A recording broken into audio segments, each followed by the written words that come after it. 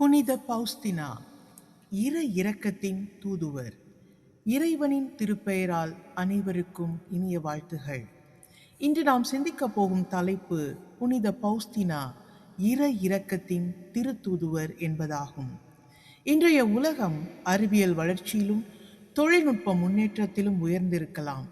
ஆனால் மனித இதயங்களில் அமைதியின்மை, பயம், தனிமை, நம்பிக்கையின்மை, பாவத்தின் சுமை ஆகியவை அதிகரித்துக் கொண்டே இருக்கின்றன. இப்படிப்பட்ட உலகிற்கு இறைவன் அளித்த ஒரு மிகப்பெரிய பரிசுத்தவான் புனித பௌஸ்தினா கோவால்ஸ்கா. 1905 போலந்து நாட்டில் மிகவும் ஏழ்மையான விவசாய குடும்பத்தில் ஹெலோனா கோவால்ஸ்கா பிறந்தார். குடும்பத்தின் பொருளாதார நிலை காரணமாக அதிக அளவில் கல்வி கற்க முடியவில்லை.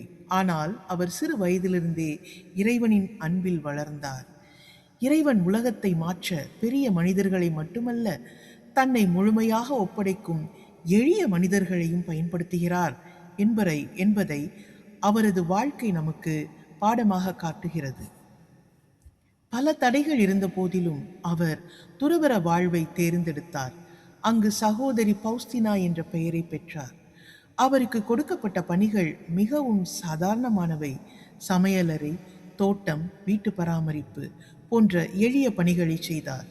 ஆனால் அவர் செய்த ஒவ்வொரு வேலையும் இறைவனுக்கான அன்பின் காணிக்கையாக இருந்தது. நாமும் பெரிய செயல்களை செய்ய முடியாமல் இருக்கலாம்.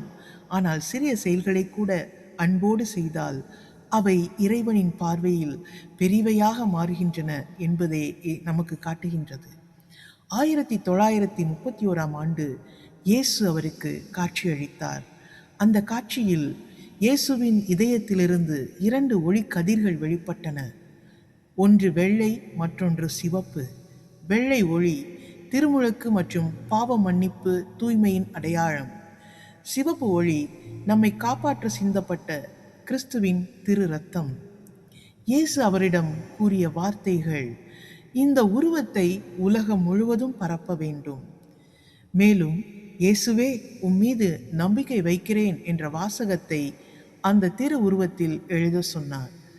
இந்த ஒரு ஜெபமே இன்று உலகம் முழுவதும் கோடிக்கணக்கான மக்களின் நம்பிக்கையின் ஜெபமாக மாறியுள்ளது.